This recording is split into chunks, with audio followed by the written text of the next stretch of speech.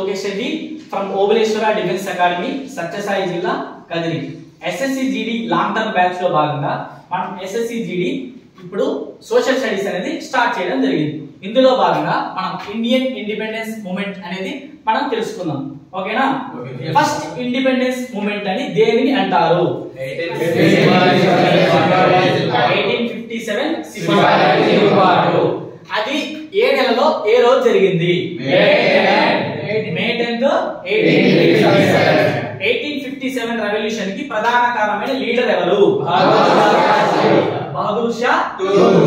ఎక్కడెక్కడ స్టార్ట్ అయింది? ఎన్ని ప్లేస్ లో స్టార్ట్ అయింది? 4 ప్లేస్ లో స్టార్ట్ అయింది. ఏ ప్లేస్ లో?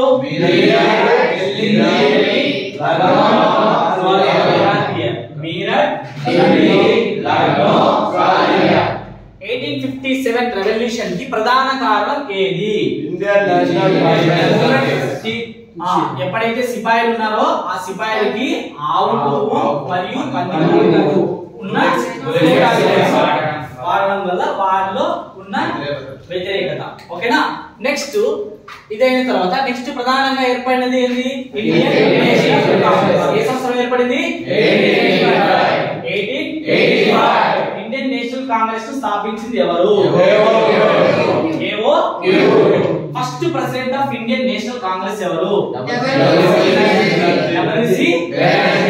Indian National Congress first meeting ఎక్కడ జరిగింది? బాంబే, ప్రెజెంట్ ఉన్న ముంబైలో. నెక్స్ట్ 1886 లో first second Indian National Congress meeting ఎక్కడ జరిగింది? ఇక్కడ చైర్మన్ ఎవరు? దాదాబాయి నౌరోజీ ఒక economist. Okay. Next first Muslim president అయితే అన్నమాట ఇండియన్ నేషనల్ కాంగ్రెస్ కి ఎవరు? నెక్స్ట్ ఫస్ట్ ఇంగ్లీష్ ప్రెసిడెంట్ అవుతారు 1888 లో ఎవరు? జార్జ్ బ్యూలే. నెక్స్ట్ జరిగిన సంఘటన 1905 లో 3 సంఘటనలు జరుగుతాయి. ఒకటి ఏం జరుగుతుంది? వందే మాతరం ఉద్యమము. ఒకటే. తర్వాత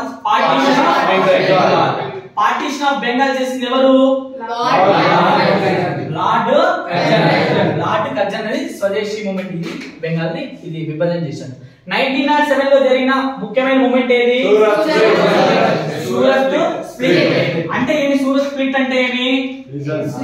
ఇండియన్ నేషనల్ కాంగ్రెస్ లో ఉన్న మరియు స్ప్లిట్ అయిపోతారు అన్నమాట. ఓకేనా? తర్వాత నెక్స్ట్ 1950 లో ఒక మేజర్ సంఘటన ఒకటి జరిగింది. ఏది? Gandhiji return back to India. దీనినే మనం దేనిగా జరుపుకుంటాం? ఏ దినంగా జరుపుకుంటాం? ప్రవాసీ భారతీయ దివస్. ఏ మంత్ లో ఏ డేట్ లో జరుపుకుంటాం? జనవరి 9. నెక్స్ట్ 1916 లో జరిగిన ఒక మూమెంట్ పేరేది? హోమ్ రూల్ అంటే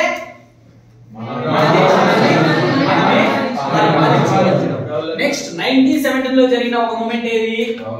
కేదా సత్యాగ్రహం ఎక్కడ జరిగింది? గుజరాత్ లో రైతుల కోసం జరిగింది. నెక్స్ట్ 1918 లో జరిగిన మూమెంట్ ఏది? అహ్మదాబాద్.